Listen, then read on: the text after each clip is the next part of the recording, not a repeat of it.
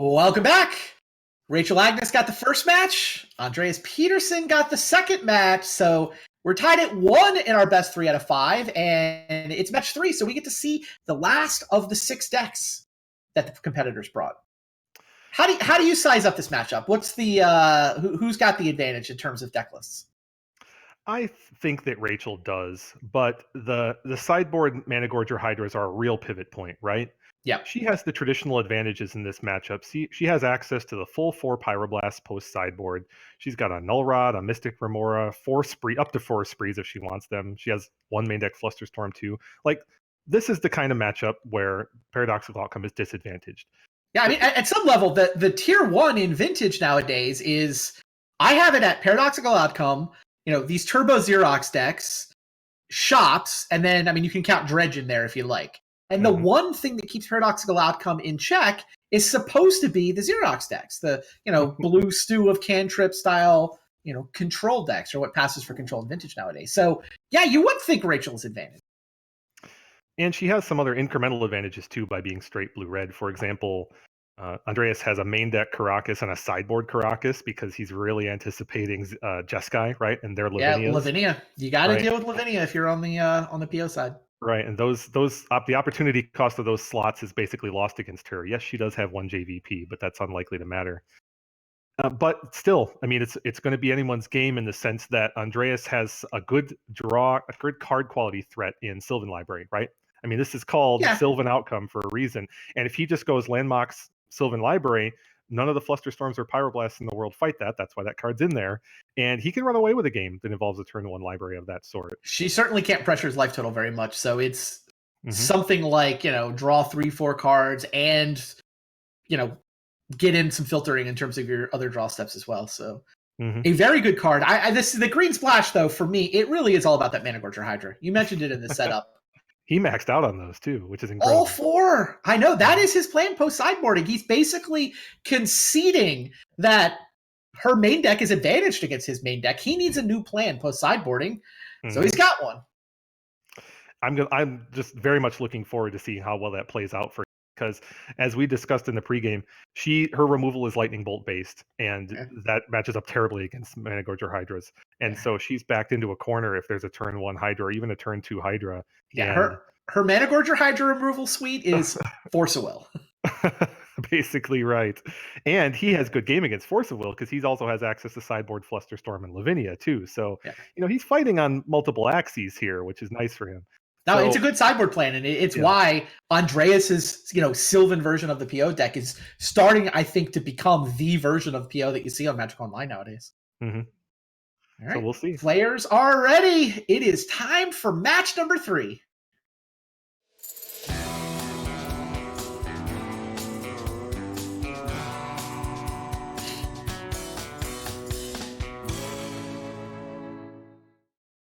All right, game 1. Rachel's got just a Mox Sapphire. You could talk yourself into Mox Sapphire Preordained, but it is a quite sketchy hand. And on the draw with no permission, I'm pretty sure you have to mulligan that draw. I don't know. It's super close. Like, between Probe and Preordained, she's likely to hit her. Then if she does, she's got Time Walk. But then what? The rest of her hand is garbage. Well, 2 copies of Dak Faden against the combo deck? Dak Faden's better than you think against Outcome. It takes their material such that they can't bounce it back. But regardless, she agreed with you, and now she mulls into a hand that has at least a Pyroblast on tap. Yeah. The problem with this hand is it's far more draw dependent. Like, she can't control her draw step now. Sort of. I mean, she gets the scry and she's on the draw. I think this hand's significantly better. Meanwhile, Andreas, he has a whole lot of mana here and Brain Freeze. So he's really reliant on Sensei's Divining Top to find him action. What do you think of the Brain Freeze in Andreas's list? I think it's brilliant as a metagame call, especially in the mirror. And otherwise, I think it's obviously inferior to many, many other possible cards in that slot. I would be inclined to have it in the sideboard if I wanted it and bring it in the mirror and maybe a couple other fringe decks. I don't like it. I mean, I like the idea that my win condition is blue, but he's also got Vault Key baked into his deck. I mean, at some level, and he's got a Monastery Mentor. So whatever card is in that slot is kind of a backup plan if you're not able to mentor them out. It could just be a Snapcaster Mage. Like, are you really going to win a game by brain freeze? You need so much Storm. Right, Tendrils of Agony has the advantage that you stitch together these hands, which are like, I can't really go off, but like I can cast a couple spells, Yawgmoth's Will them back, I can Tendrils you out of nowhere. Brain Freeze never wins those games. It just needs way more spells. I'm with you. I don't think it's right. I think it's a cute thing for the sideboard, and I would only put it there. Speaking of the actual victory condition in the deck, Sensei's Divining Top found Monastery Mentor, and she found Pyroblast to defend herself with. But second draw, still no Force Will. That Mentor is going to resolve. And now Rachel is thinking, at 2 Brute, she's like, oh, you're gonna kill me with my own tools, huh? Okay, fine. This turn 1 from Andreas is pretty spicy. I mean, he got to play a top and see the Mentor, and have the sufficient mana to make a Mentor and another top. That's incredible. Meanwhile, Rachel has drawn what is arguably the best card she could have. We'll see how this Ancestral refuels her hand. She's going to have to discard a card unless there's a Mox there. Dope. We'll go through Probe to see Brain Freeze, which will probably be something of a relief to her, since that's quite a dead card at this point. Right. Barring potential outcomes, of course. And now the coveted discard step. Whatever. Every one of Outcome these all by itself kills her via the Mentor. Brain Freeze is doing... Yeah, that's right. You're totally right. Basically nothing here. Well, actually, you know what Andreas has is double top. He could just make 4 monks next turn. Yeah. I just realized he's got Sensei Divining Top on top of his library right now. That is his route to victory. This game's actually over.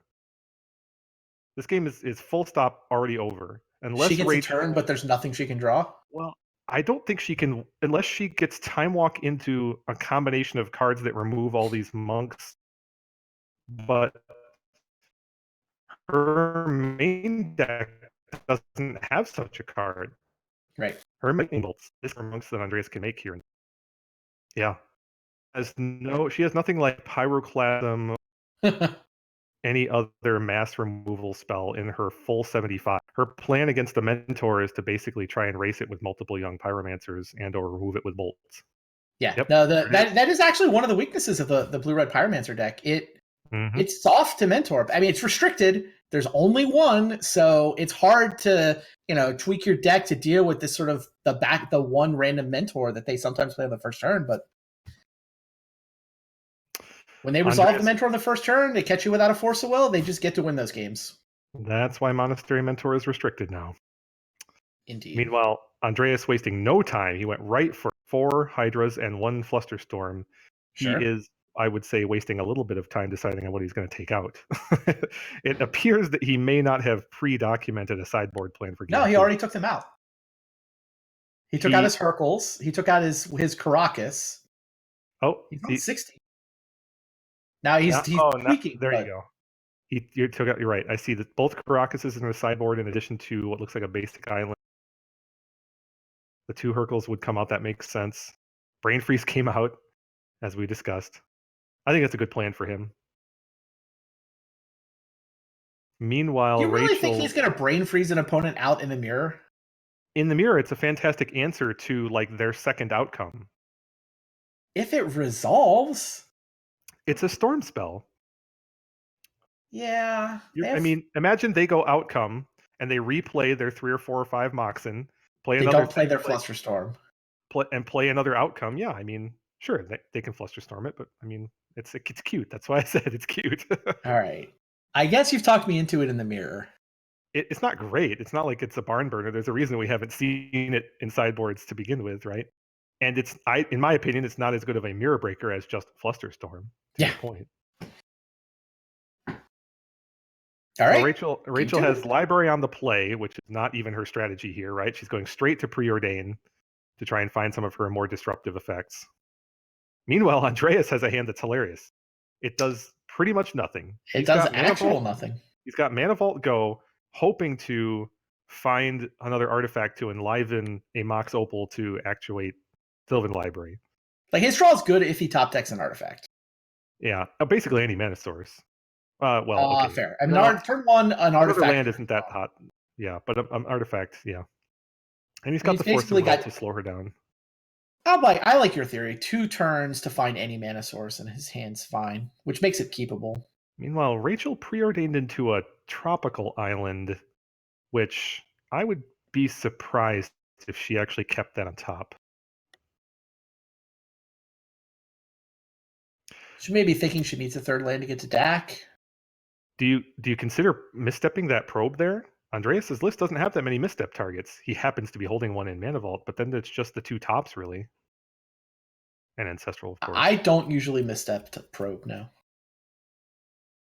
Looks like she's going to get paid off for not doing so here. Right. I mean, the Mana Vault's amazing to misstep. The Sensei's Divining Top, which there's 2 of.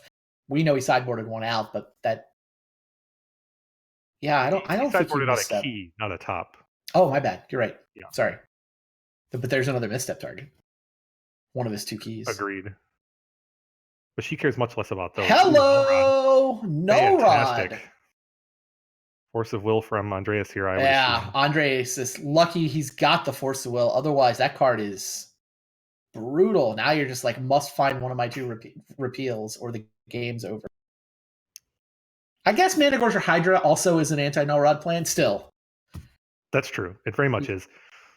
So Andreas finds a fetch land here, which he can go to get Tropical and Library. Now this is very good for him. She has no way to remove it, save Nature's Claim, which I don't think she even brought in. Probably not. She can pressure his life total with a Young Pyro. I think she's right to play Dak first, though. I think. It's actually not 100% clear. Oh, yeah, steal the Opal? Sure. I like that. It definitely reduces the efficacy of the potential 2 artifacts he could pull off of the library this turn into an outcome. So there's totally the Managorger Hydra we've been talking about. Luckily for Rachel, he can't cast it yet. Oh, but he could walk in here. Yep. Yeah. He can keep all the cards, go down to 8 life, time walk. It's like, come on, Sylvan Library. Surely there'll be mana in this next set of 3. And there are plenty, in fact. We did discount one way that Rachel can answer a Managorger matchup, and that is through Dak's Ultimate. Unlikely though it might be in the face of a Managorger Hydra, but it is one possible path. It's tricky when Dak starts out by going down. Absolutely. Unlikely. The 3rd Mox Opal is pretty unfortunate for Andreas here, but that's okay. Yeah, he put it back. Enough to work with. Away. Yep. So he's got 1, 2, 3, 4 mana this turn. If he plays the top, it's mana neutral because it turns on the Opal. Well, he's debating whether to pay 4 life to keep the fetch land or the Soul Ring. Oh, I see your point. He still hasn't chosen. Right. He put back the bonus Opal. So he can save 5 life here by not keeping that fetch land. Yeah, but then he has to put it right before the Managorger Hydra. He has to shift the turn while it's 1/1. I guess you get to play the Opal after. Yeah. So it's not obvious how to sequence this. No, you get to play Opal into top after Hydra with keeping both cards. It's fair. Yeah. The question is, what if you put one back? Right. Then you don't get to do that. You have to keep both of those cards. That's why he's tempted to go down to 3. Yeah. And decides he's not willing to go down to 3. This Hydra wouldn't die to a lightning bolt, but he would. So keeps just the Soul Ring. A reasonable line on his part. Now and like you say, he does get to go. No, he doesn't get to go Opal into Divining Top because the Opal's not turned on yet, but he gets to go Opal to start. Yep. Now this is one of those rare situations where this Managorger Hydra can be killed by a lightning. But Rachel would have to do it without casting any other spells first, and she won't be able to. Nope. Now she's in the unfortunate situation of feeding a Managorger Hydra with a young Pyromancer, which just never works out. I mean, he paid a bunch of life to Sylvan. That's true. She has to try to race. If he played one more card for Sylvan, the race would have been very live, I think. That's absolutely true. As it is. She can put together a pretty impressive turn here. It's just that the Managorger Hydra is going to be enormous done. Right. But she's at 17. She can take a hit from an enormous Managorger Hydra. The trick is how enormous will it be once it turns sideways? Because Andreas has dig through time in his hand, which could generate all manner of shenanigans. Yeah, I don't think she's going to be able to take 2 hits, but I think she's going to be able to take 1. That's probably right.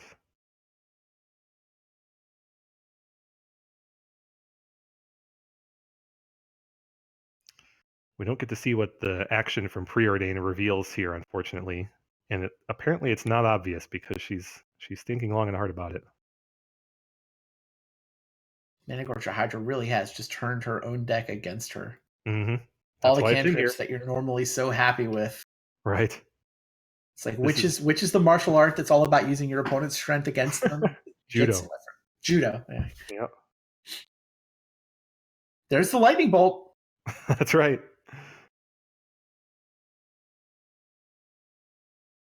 This is one of those Xerox turns, right? You see so many cards, you have so many options. I saw people in chat asking, "Why is it a Xerox deck? Why is it called Xerox?"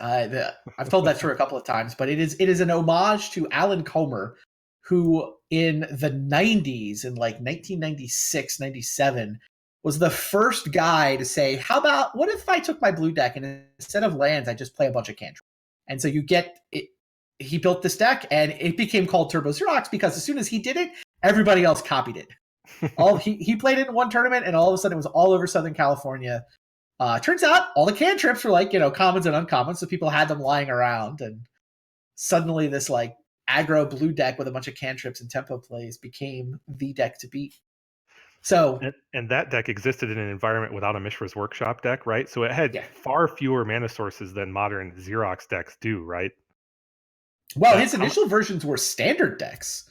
Right. They weren't How even many lands vintage were in decks. that deck though? Like the standard deck went up to like something? Water Spout Djinn. Like it had a legit 16, 18, maybe even 20 lands, but like everybody else is playing 24, 26, and he's on 18. That's still very low by today's standards, right? Yeah, even for a deck that's going to hit 4 drops. Right. Water Spout Djinn's a 4-mana flyer. It was usually the curve topper. So anyway, Andreas has found the fetch land that he knew about, a second Managorger Hydra, which is actually pretty good for him, but the Mox Opal again. He can't afford to keep but one of these cards, right? Right. So it looks like he's just going to keep the Managorger and then play top, which pumps both Hydras and is generally quite good. Humorously, Rachel is going to have an opportunity to kill the second Hydra right here and now. Well, she might have other plans for that lightning bolt. How many blockers can he manage? He can block 2, which means he's not blocking 2. I guess he is going to kill the Hydra. I would let this Hydra go big. I think her play is bolt your face, right? Then attack with 5 creatures. I don't like this line at all. I think you make a fair point. Like if he's at 5, she can get through with 5 creatures next turn.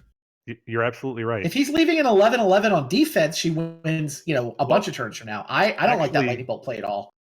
Right there, what she needed to do is Pyroblast. Just Pyroblast a random permanent to make the 5th creature and then bolt on her turn, and it's lethal. Yeah, totally. Completely agree. Yeah, I think she actually had the ability to go wide enough to win this game. Yeah. Now she still might have it, right? She's got land dig. She can probably generate. She has to find another lightning bolt, though. He can't attack here now, though. She has 7 power on the board. Like, actually, wait. Yes, he can. Well, I'm sorry. If he, what I mean is, I was trying to think, does he need to keep that back to block? But actually, it's a terrible blocker in this situation. Right. Because he's still dead to a bolt. So if you're still dead to a bolt, next turn anyway. Like he has to. Then you have to get in right now. Yeah. He has to turn that sideways. She should just take it, and yeah, she needs to find a new lightning bolt now.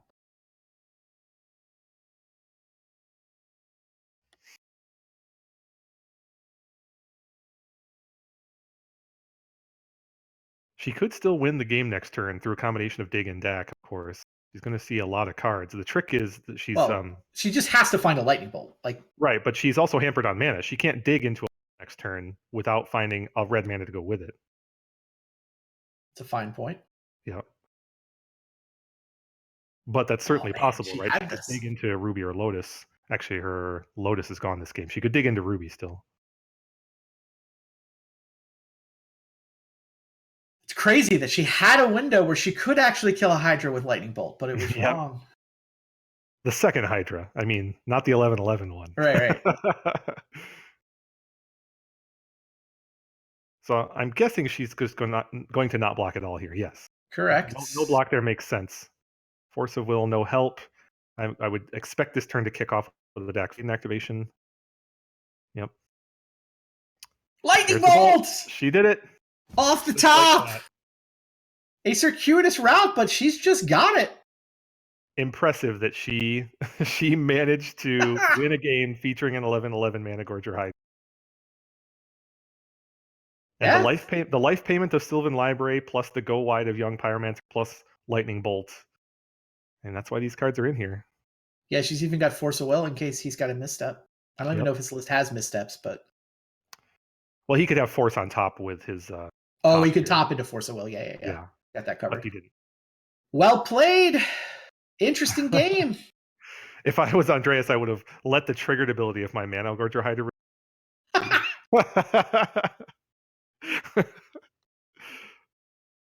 All right, on to Just game for the 3. Screenshot equity. We're getting our money's worth. All these matches are going to game 3. Interesting. I didn't see it before, but all 4 Shattering Sprees in the sideboard. For Yeah, Rachel. you don't have room to bring him in. I really think like agree it in with this her decision. matchup, but you're right. She has just so many quality spells here. Like her main deck is set up as an anti-outcome deck, right? Mm-hmm. What are you taking out for these Shattering Sprees? Like she couldn't even find room for the Remora. I do think it's an upgrade over Ancient Grudge, actually. You like Spree over Grudge? Yeah, because you can turn 2 red for a spree on double, and then you get your Snapcaster Mage equity later on. Maybe. I like Flusterstorm better than either of them, I think. Looked like she still had a Flusterstorm in her sideboard. Well, that's true. Absolutely. Yeah, I mean it's funny, like you run one of these blue-red Pyromancer decks, Xerox decks, whatever you want to call it, and you're like, oh, I'll put the 4th Pyroblast in the sideboard, I'll throw in a Flusterstorm, maybe Remora, and you're like, but how do I get these into my deck? What am I taking out? This is a tricky draw for Andreas, right? He's got the coveted Paradoxical Outcome. He's got selection in Preordain, but he has no material to outcome with. The 0 artifact Paradoxical Outcome deck happens more than you'd think.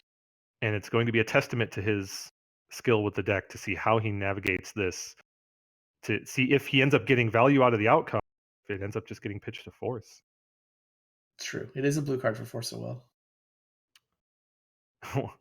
Adding insult to injury is going to be this Dak fade in here. I think you force it. She probably forces back, but yeah, pitch the blank outcome. I think she should force back. I think so too. She sees that he pitches outcome, so she has to wonder, is this going to be another Mana Gorger Hydra game? But I think if it is, it's still actually better to have Dak Faden in play than to try and fight over a Hydra. Because Dak can find the kind of answers or the kind of outs like last game. I mean, there aren't actually answers. Well, winning the game I would constitute as an answer. Sure. That's how last game went. That Hydra was 12-12 when she won the game. Interesting. What do you discard? Wow. You have to keep 1 land. You have to keep 1 land. And you're discarding Time? I actually think that Snapcaster Mage is the card you discard here. I don't think it has great equity with this draw. Now, granted, its equity goes way up if she finds a Pyroblast next turn. She's got a young Pyro. Yeah. That's the 3 I would have kept. All right. Yeah, Time Walk and Snap's pretty close for me. I don't know which one's better. There's a Jet. So we found an artifact to go with the PO that he had to exile. Mm-hmm. I expect Andreas is in full-on Mana Gorger Hydra mode. He's just either that or Med, of course. He wants no other cards but one of those. Yep, sounds right. What does the Preordain find? Merchant Scroll. Merchant Scroll for an Ancestral or a Gush or a Dig would... Any plan suggests itself. Yep. Oh, Pyroblast was a great draw for her. So is the other one. Wow. What do you discard here, right? I think you're in a position to discard Time Walk there. Wow, she ditched multiple Pyroblasts? I would have discarded Force of Will and kept Pyroblast. I guess she's respecting the Mana Gorger Hydra here, right? Oh, that's fair. And now she's going to play Young Pyro instead of burning the Time Walk. I'll buy that. Right, he's about to come up on turn 3. You're right. She obviously can't see his hand, but her line makes a ton of sense to me. We talked about how Force of Will is her only actual removal plan for a Managorger Hydra, so I like this line from her. And he's preordained 3 times. From her perspective, he should have turn 3 Managorger Hydra. What he needs. Instead, he has this Ancestral line, which now she's going to be smelling this Flusterstorm, right? She's like, he went through a lot of work to play a Mox first there. In her eyes, it's still worth it to fight through because that Flusterstorm's not going anywhere. She gets a token. Yep. He might not have the Flusterstorm he's representing. Yep. I think it's the right thing to do. Yeah, I mean, you're thinking about those Pyroblasts you could have had, but I think she was right to go into this turn with Force of Will ready for Managorger Hydra. Didn't work out, but sometimes you make the right decision and it doesn't work out. It's also worth noting that this Ancestral resolves, but he's already played his land. Yes, he could draw into Accelerants and continue to play spells, which he's going to, but she's going to be passing the turn next turn with a DAC on 6, theoretically. Or she could steal an artifact. But she could be threatening DAC Ultimate this game, too, depending on her draw step here and how she feels about it. Oh, that was probably the worst card in her deck. Yep. Yeah, I think you just go up. Yep. Dig Through Time. Pretty good. Pretty attractive. Lightning Bolt has its role to play, but Dig Through Time is serious business. I like this main phase dig here. Yes, there's a chance that he drew into another Flusterstorm, but how many Flusterstorms does he have access to? Only a couple. Is it the one in the sideboard? Is there's one in the main too?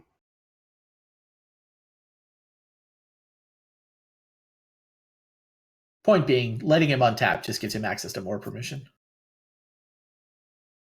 So the main phase dig makes the token. This is going to be close. Like, he's got Divining Top. He's got approximately infinite mana via the Tolarian Academy. Oh, nice. She got Volcanic and Pyroblast. Yep. So she's got defense if he comes up with a paradoxical outcome. And she's got a long-term plan with a DAC ultimate if necessary. This is going to be amazing if he just lays a Managorger Hydra right here. I want her to steal Managorger Hydra. That just seems insane. It obviously could end up growing large enough to just take down Dak Faden despite her tokens and such. What do you mean? She could steal it next. She could steal it on the spot. Repeal. Repeal's pretty good, but it's not exactly what he wanted in this situation. Whatever. He either sits on it or it kills a token and gets him a card deeper. It's okay. It's okay. Doesn't seem like he's going to hold on to it long enough to reclaim the Managorger Hydra that she steals from him in this crazy hypothetical we've concocted. We also know that he put that on top, having looked at the 3 from top. Oh, this is really interesting. He's going to repeal Dak. Look at the respect for Dak here. Wow. Yeah, she's like, all right, I like my Dak on 6 loyalty. I get to deny you a card. I get to make a token. Does he have a counterspell on top with Divining Top? Well, he might just have Outcome floating on top. He doesn't know what he has on top. We'll find out. He knows the next 2 cards. Oh, he saw them on her end step. You're right. Yeah. But you're right. The look with top here suggests that the next 2 were not Outcome or Flusterstorm. Yeah. He's floating 4 here, though, which suggests he found an outcome. Force of Will. He found Force of Will. Okay. Crazy. This is still not great for him. This is just repeal on Dak, and he can't even replay his. Well, he succeeds in bouncing the Dak and getting a card deeper with the repeal. Yeah. Like, this was better for him than letting the repeal get countered, for sure. Now she's going to pay 2 life to make a token. Indeed. Which is the right thing to do. Right, and the clock is adding up. Like, it's... Oh, Treasure Cruise! Oh, what a quality draw. She may be able to kill him in 2 turns. Like, his odds of winning next turn can't be super high. He knows the top card, and it didn't help him last turn. Mm-hmm. He's got no action but this Divining Top. She's attacking for 5, so he'll be at 10. I guess to kill him next turn. Basically, she finds a lightning bolt. She can 3 kill him more next turn. spells. Yeah, 3 more spells or a combination that includes lightning bolt. Oh, she almost got. I mean, she basically got there because she could gush right now into something like a preordain or a pyroblast, and it would actually be lethal. She may want to play Dak though and just ship the turn with Force of Will Gush in her hand. Steal an artifact here, maybe. No, she's going to Gush and then Dak.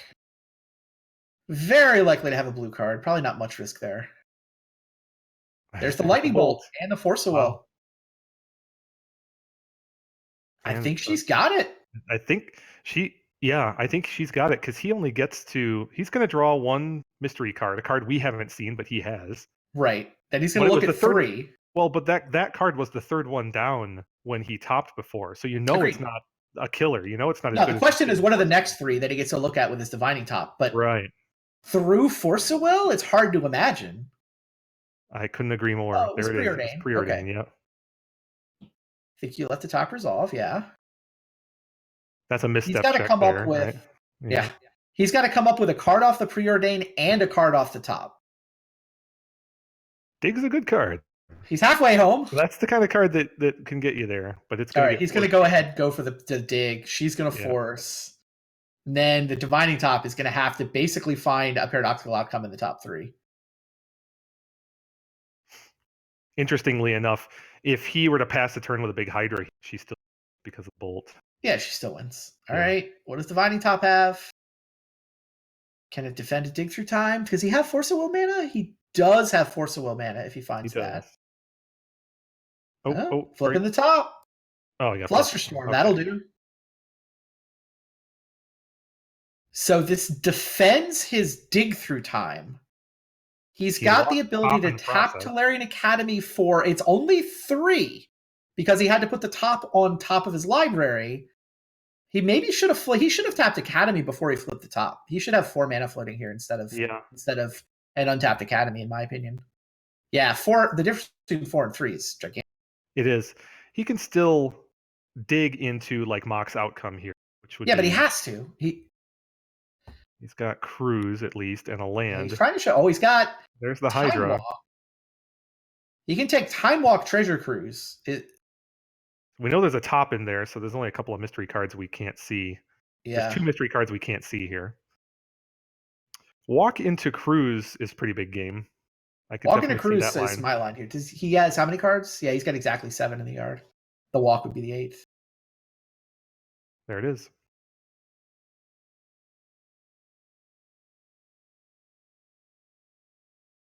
Oh, man. And she's just got lethal at this point. Yep. She's got 9 power. Well, I guess he doesn't know she has lethal. He's looking at 9 power. It's relevant. It very much is. It's hilarious. But he's obviously well aware of lightning. That's how he lost the last game, so yes. Right, the game winner last game. Wow. 2 outcomes in a Mana Crypt. Wow.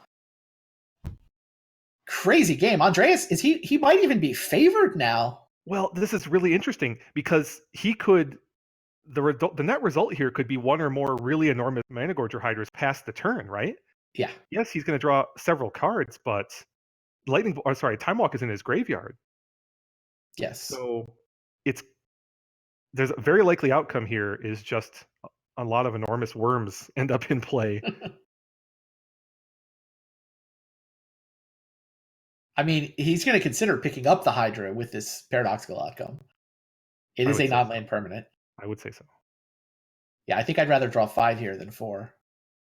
And he knows he's going to be able to replay it too, so the card equity is there. No, he's leaving it.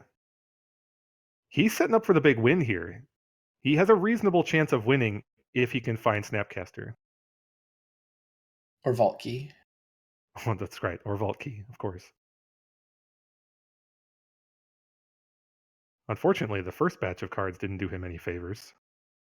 The swings in these last 2 turns have been absurd. Rachel passed the turn with lethal and a Force of Will. Yep. And he was empty-handed, right? Mm-hmm. Drawing a Preordain with a Divining Top in play. That's all he had. The top wasn't even in play. He cast the top.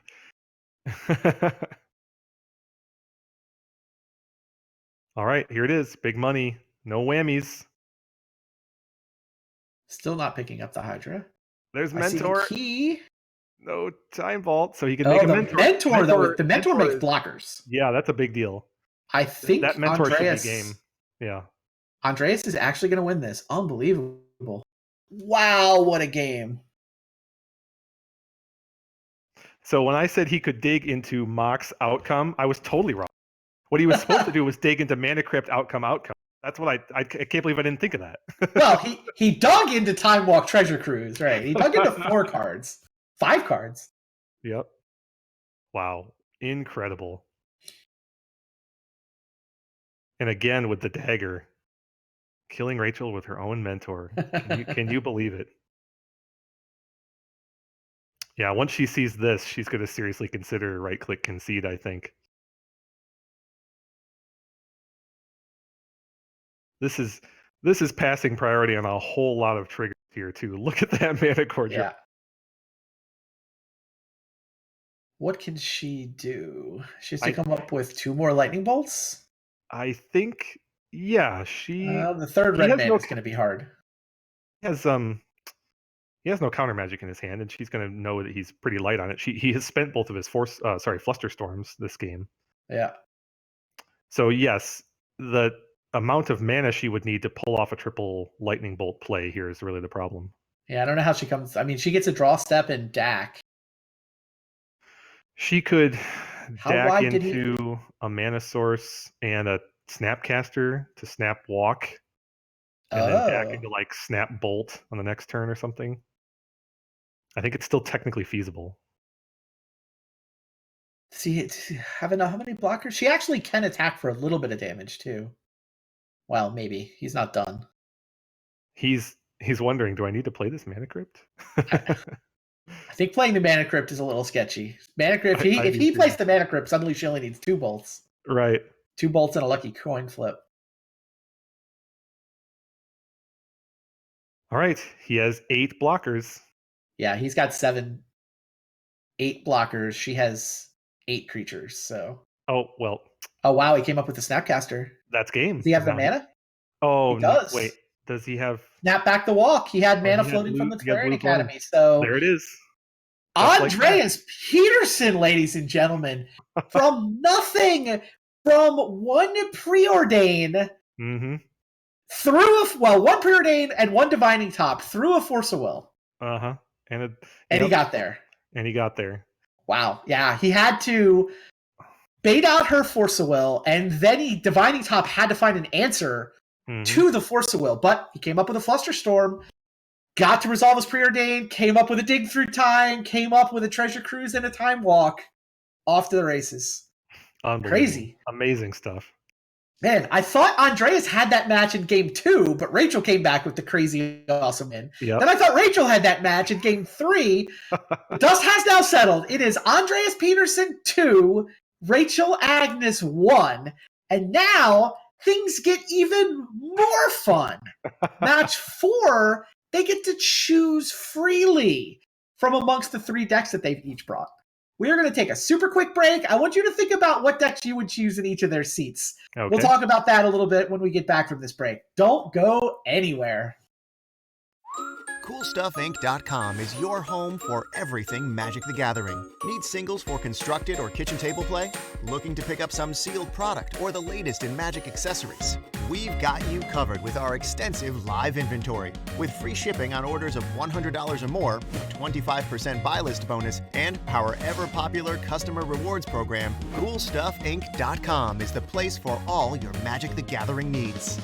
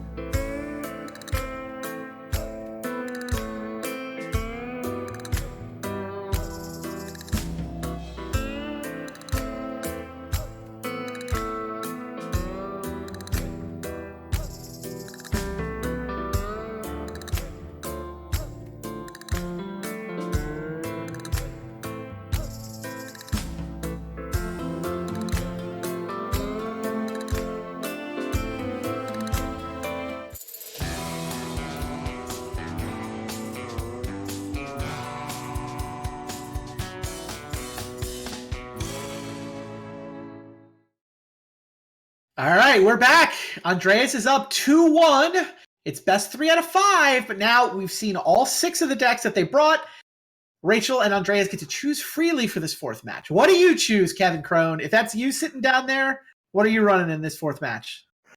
Andreas's 2 best decks against a field that Rachel has brought to bear are his Outcome deck and his White Eldrazi deck. Okay. I think that he probably doesn't want to play the same deck in matches 4 and 5. Okay. Such a thing is possible, of course. So I think he wants to save Outcome for the 5th and deciding match. I predict that he will pick White Eldrazi for this match. So I sort of agree with you. I don't think it's... Are you sure he wants to even play Outcome? Like, all 3 of her decks are Force of Will decks, are Mental Misstep Force of Will decks. He brought a pair of Cavern of Souls, no 1-drop decks. Like, he's the one who gets to pick the matchup, because whatever Rachel does, he knows he's playing against Force of Will and Missteps. So I really like something with Caverns and something without 1-drops for this matchup. So yeah. I think I like his Eldrazi deck better than his human deck. So I think I come to the same conclusion as you, but I don't know if I like it. I mean, look, Outcome's his best deck, and it's his trademark deck. Insofar, I mean, the guy's got a lot of range. I don't even know if he has one trademark deck. But if he has a trademark deck, it's Outcome. Agree. But I don't like it. Her whole lineup is just built to beat Outcome. Yes, except that her blue-white deck, for example, falls prey to some of his planning, right? Like, he has double Caracas for Lavinia. And there's no Pyroblasts in that blue-white deck, for example, right? Okay. I would much rather play against anything but the Pyromancer deck with his Outcome deck, right? He can beat Leovold with Caracas. He's done it already tonight, right? He can beat Leovold by not caring about its special ability and just trampling over it with Reality Smashers. Well, as we've seen tonight, though, that matchup is not a given, right? That White Eldrazi versus Bug match. Well, I don't think she should play the Bug deck. I think that... I think we haven't... I think we've seen the last of that Bug deck tonight. Yeah, I think he's on blue-white or blue-red this match, and it's a little bit of a toss-up. The blue-white deck is safer if he brings one of his Cavern decks, right? The 4 Plows. Even though it didn't work out in match 2, I still think it's the safest bet against his Spectrum. So I think we're going to see Eldrazi versus blue-white here. And I think if we have a match 5, it'll be Outcome versus blue-red again. I agree. If I was Rachel, I would bring the blue-white deck. And I agree if I was Andreas, I'd bring the Eldrazi deck. So... But we'll see. They both told me when I asked them about their thoughts and their plans, they both said they're just going to have to punch it up on the fly with how the night has gone, basically, when they get into match 4. So neither one of them told me, at least, that they had a go-to, like, I'm going to go here in match 4. They're both winging it right now, and they're it's also one of those spots where if you don't want to be exploitable, it's not crazy to actually randomize your decision here. I know that's what some of the people at the Mythic Invitational over the weekend were doing when it was a similar spot, right? They get to game 3, they've got 2 decks to choose from, and I heard Gabriel Nassif saying he weighted his die. He was like, I think I want to play 75% chance of this deck, 25% chance of the other deck, and then just roll the d20 to pick. Yeah, that's interesting. You can't be exploited that way. Like, if you're like, oh, I'm going to play this because this, that, and the other thing, then there's this danger that your opponent is going to deduce your reasoning and next level you. That's interesting, but don't you get less equity if your opponent doesn't know you're doing that, right? He didn't announce it. He didn't say he was doing it until after the fact. Naturally. That's my point, though, is you dilute the equity that you get when your opponent doesn't know that's part of your method, right? Yeah, I mean, it's, in theory, if everyone's perfectly rational and optimal, then a lot of these situations do have this, like, game theoretic, the solution really is a mix. Right, you're supposed to play this percentage and this percentage. Like, that can actually be the optimal line. But what if your opponent is playing suboptimally and you can get a read on it? So, all right. I would say your basic logic, though, of the fact that she's got only Force of Will decks here tonight definitely favors him bringing a Cavern deck to bear here. But he's only 50% in those matchups tonight, so it's true. We'll see. All right, our players are ready. Let's go see what they're bringing.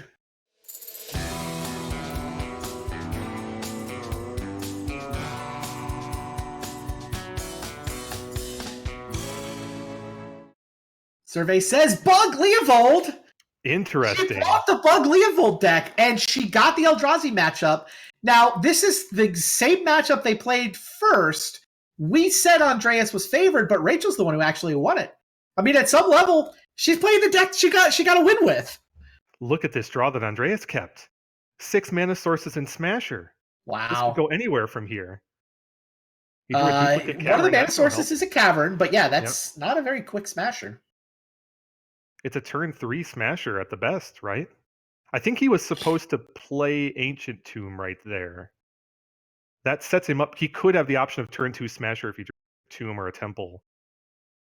I'm not sure why he ran out the cavern on human. I think because of exactly what happened. You think he wanted it to get wasted? Interesting. He's got another. That's absolutely true, and he stands a decent chance of drawing a castable spell here. There it is. Oh boy. Trinisphere was a pretty great draw for him. Ancient Tomb, Mox Sapphire, Trinisphere. Here's the 3-ball. She has no choice but to Force of Will this. Look at this though, Randy. Once again, 2 missteps in a game 1 for this matchup. Yeah. Well, that one of them is got really pitched to Force of Will. Yeah, that's really problematic for Rachel. Luckily for her, she found a use for one of them, which is not a given. Now, do you Null Rod here? You now know it's I the don't think Eldrazi deck, right? I don't think Trinisphere's not in the humans deck, so I don't know if you... The big problem here is if you DT, you're potentially running it right not here. You also have to worry about wastelands. Like right now, she's got these uncracked polluted deltas in play. There are 0 basic lands in her Bug Leovold deck. But also, passing the turn without playing anything here is just asking for trouble. Look, it's hard to Demonic Tutor for an Ancestral if you have with 2 lands all at the same time. Like she wants to draw a 3rd land and DT Ancestral, cast it, untap, snap it back. That's the dream. But does she crack those polluted deltas and cast the DT now? Yeah. She has wasted 1 cavern already. There's diminished odds that he has access to another. So she's at least considering, I would think, DT for Force of Will. Man, she would be better off with a Wasteland in play right now, not going to lie. This happened to her in one of the other games, right? She got her Wasteland. She's like, I have a shiny button. I'm going to push it. Mm-hmm. I'm going to mana deny you. But you said it, playing mana denial against a deck that's better set up for it is rarely... It's hard to make it work. And she is going to get punished, you're right, for that. But then again, I mean, there's additional aspects to the issue when you're talking about wasting a cavern. She's holding Force of Will. It's a cavern. I actually think her line is very reasonable. Look, Andreas baited her into it, but her line was very reasonable. Wow, so she Demonic Tutored for... he drew a Mox, which allows him to make an uncounterable Reality Smasher. She's going to get maximally punished for her play here. Then again, she had very few good plays here, honestly. And she made a pretty safe one that is just not going to pan out. Now, the game's not over, She's going to 12 here. She can take 2 more hits still. But she DT'd for Force of Will. Oh, and draws another Force of Will. Agony. Yeah, this is going so poorly for her. Yes. You want access to a Force of Will maybe in this matchup, but you don't want 3 of them and 2 missteps. That's not where you want to be against the cavern deck. I mean, it does make her misstep useful, but... And now she's going to start getting wastelanded. Mm-hmm. Oh, wow. Now I don't think she has outs. Because she played her own Null Rod, she actually eliminated some of her outs in Black Lotus. She can't pay the life for that probe, of course. Yikes. Man, this game looks so close. She's had a couple of key decision points. She was given the configuration of his hand. Wow, look at how terrible his draws have been, and still just this one uncounterable thing. Yeah, the one Smasher. He baited the Wasteland with Cavern to sort of slow her down a little bit, and then he steadily built up until he could cast Reality Smasher off a Cavern. And look, that is the card I mentioned that would have gotten her an additional turn if she could play it. Yeah. Actually, I'm wrong. She's only got 4 mana here. She gets trampled over for 2, even if she can play a Leovold, which she can't. Still, were it not for the Force of Will, the duplicate Force of Will, which is also an equally terrible draw, that Lotus would have been part of her plan to get back in. Yeah. This is incredible that Andreas is going to win this game because he saw a Smasher and a Cavern in his opening hand and said, this uncounterable threat is going to be this game. And he was absolutely right. Incredible. And he didn't even know the matchup when he made that decision. He gave up all the possible equity of playing against all of these Xerox decks of hers, right? She could have had a Xerox hand where she says Preordain on 1 and then Time Walk on 2 and Dak Fade. She could have had all that Xerox goodness. I mean, Smasher's pretty good against all her decks. That's true, but that Smasher was coming down on turn 3 at the earliest with his opening hand.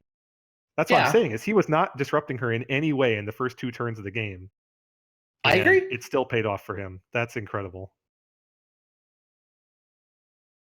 And you were right, he had the double cavern, which allowed him to bait her, and it played out He even perfectly. named human with the first one.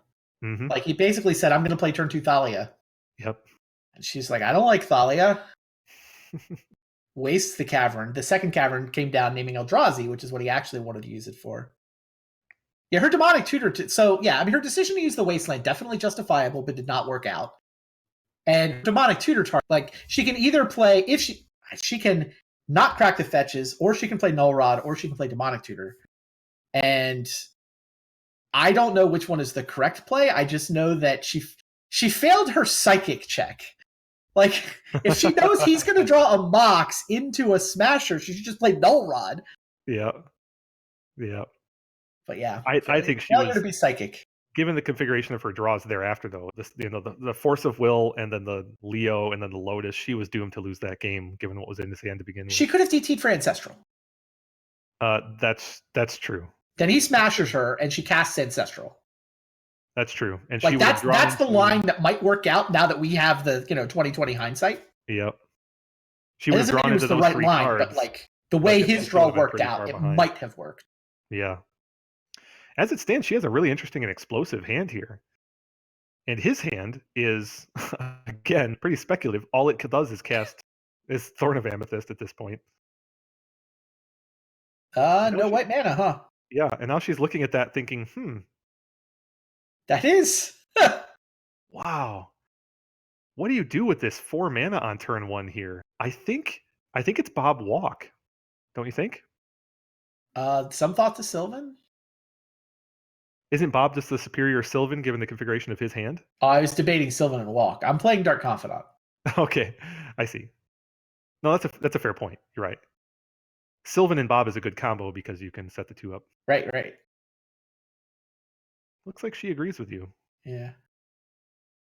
You can walk later.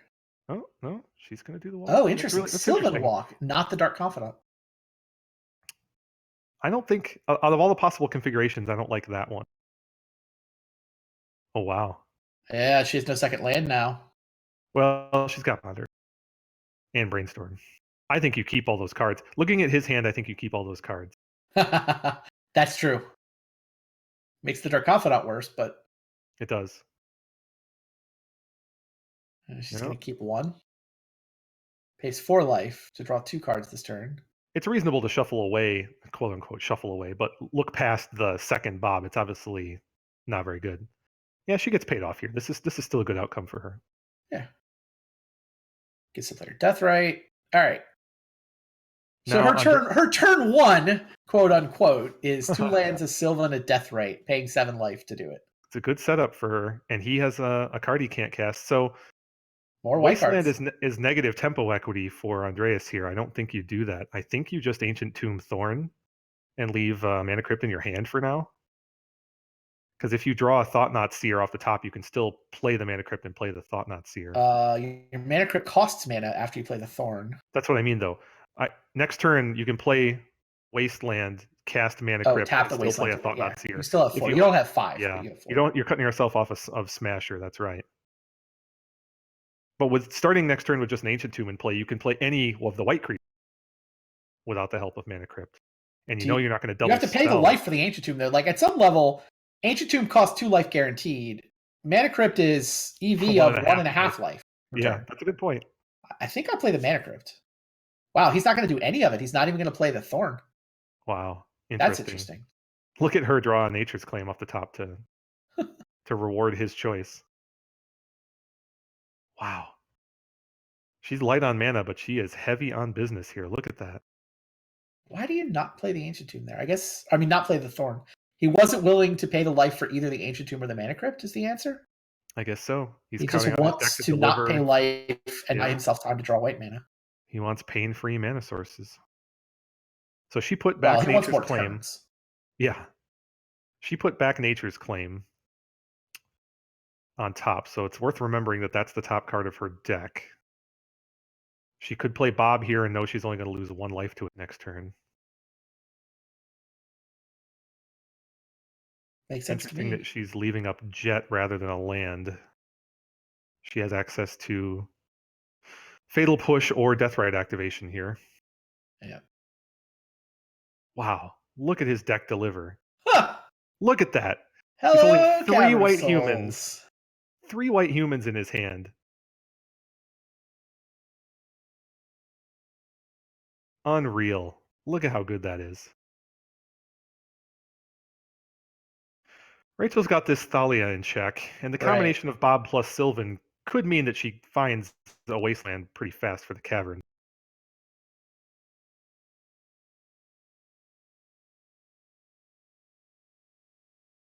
Is Andreas considering Ambush Viper? Oh, okay. Now he wants to go Thalia plus Thorn. Now he feels like the life payment is swung back in his favor. Also, he turns off her ability to kill Thalia. Like, she's only got 2 mana, but to cast Fatal Push costs 3 with this sequencing. Well, she has like 4 mana on her turn, right? So, I mean, during his end step, she was set up to end step Fatal Push Thalia. Yes, that is paying absolutely Thalia's true. tax by Deathrite for land. Now, she has no line other than activate Deathrite for 2 damage, which is not as good here.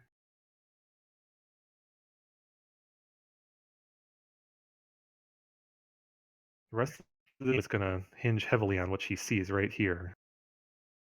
Well, a land and a Mox. Oh, those were very good. They're very good because she could put one of them back and take no life from Dark Confidant, and she can still play a Mana Source this turn.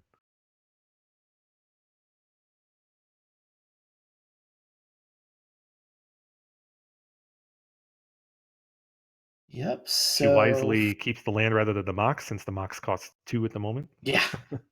Yeah, this sets her up. Fatal Push costs 3, then Nature's Claim costs 2, or the other order, but she gets to kill both the things.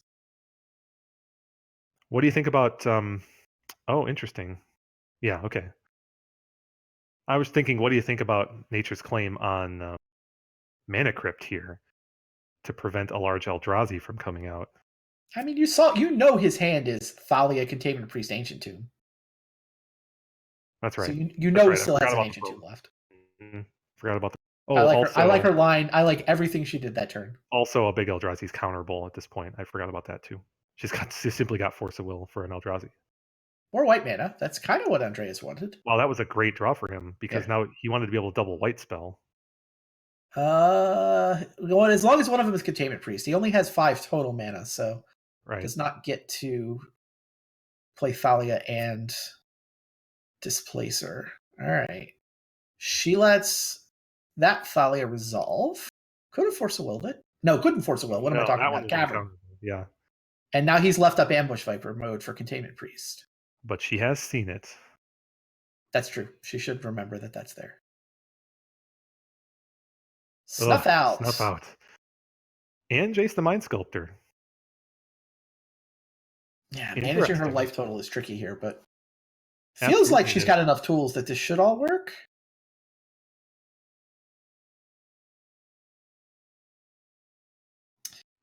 Got to keep in mind the effect of Thalia Heretic here in making lands and creatures come in tapped.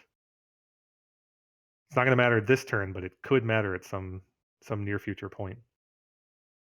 What about Planeswalkers? Nope, they came in untapped just fine.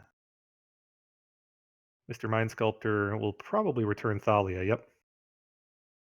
So now this is interesting. Both players know about the Ambush Viper, so does she... does she... I think she's okay trading at this point. She's got a Jace.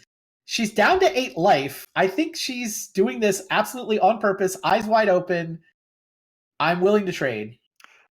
I was wondering if Andreas wants to trade? Should not block here. Interesting. Look what his swing back on Jace looks like. That's fair.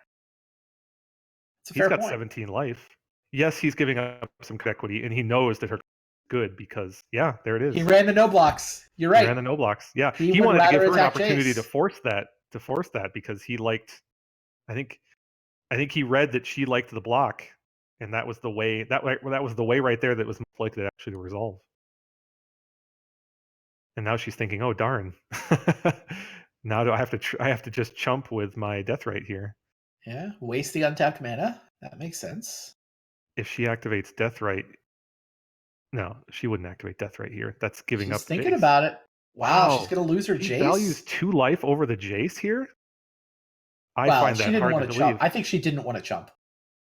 Well, I guess I She, don't see why not. I mean, yes, a Deathrite Shaman is a good card in this matchup, but she's got 4 mana still. I think she was supposed to Interesting. force a will the containment priest, is what I think. All Well, right, she's gonna force a will displacer. losing Jace here is huge. It puts a lot of pressure on the interaction of Sylvan and Bob with her life You do total still so low. have Dark Confidant, and you do still have Sylvan to stack the top. So Yeah. she's not in bad shape. Well, and she has retained the pressure that Deathrite provides, which was actually Right, obviously critical to her winning this matchup before. totally. Dark Confidant draws a Death Right. We knew that And was going to happen. she knew takes that Snuff Out 1. was coming. Gush is great. So I think the keep here is Snuff and Gush, right? Granted, Gush messes with your information about. She would have to pay 4 life to keep both Snuff Out and Gush. No, She drew doesn't Snuff Out she with her have draw access? step, and Sylvan was one of the 2 cards. Oh, that's right. One of them was the Bob card, which is not a candidate The- for Sylvan. You can't put Death Right Shaman back. You got that with Dark Confidant. Right. So she taps 4 mana for Snuff Out. I like that a lot. Yes, that is the correct way to go, I believe.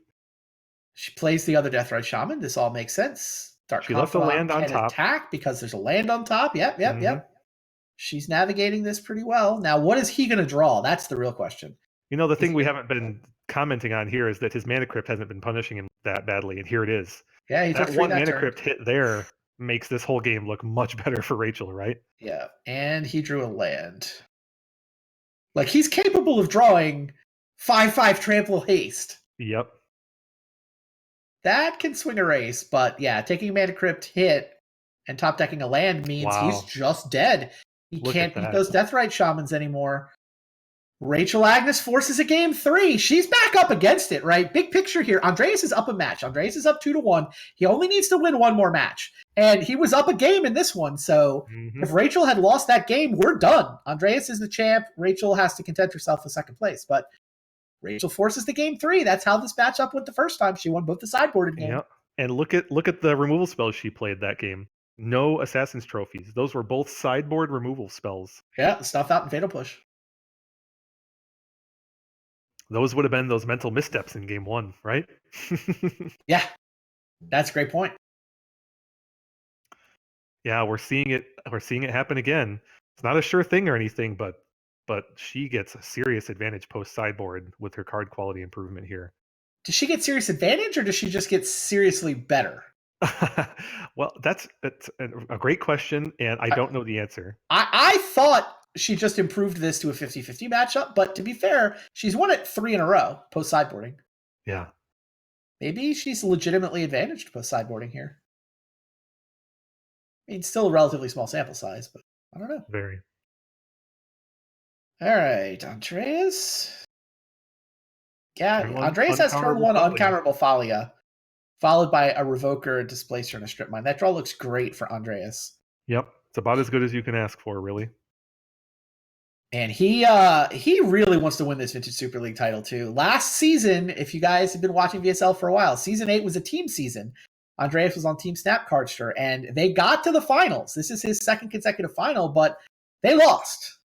And he very much wants to avenge that. Sort of saw him shouting at his teammates on Twitter today. Definitely a man that got close, could taste it, and wants to finish the job this season. Mm-hmm. Rachel has been in basically this situation already tonight, where she had the choice of land mocks using a colorless land, strip/waste, or her only duel. Yeah. The first time she did it, she played the duel into the mocks and was ultimately punished for that. I'm interested to see if she goes strip mine into mocks here. Her hand is so completely reliant on Well, Yeah, okay, not she's entirely gonna go reliant. strip mine into She's Sapphire. got Jace Vryn's Prodigy, so she could play Jace Vryn's Prodigy next turn if she got wasted. But those Dark Confidants and that Ponder in her hand, she really wants to get the correct land. Wow, she strips the Interesting. Cavern. Not paying the 1 mana for the Mox Sapphire, instead pulling the trigger on her own strip mine. I don't like this. It didn't work out before. It's not I don't think a winning tactic in this kind of matchup in the long term. And Right. here we see an example of why that is, because Andreas gets to put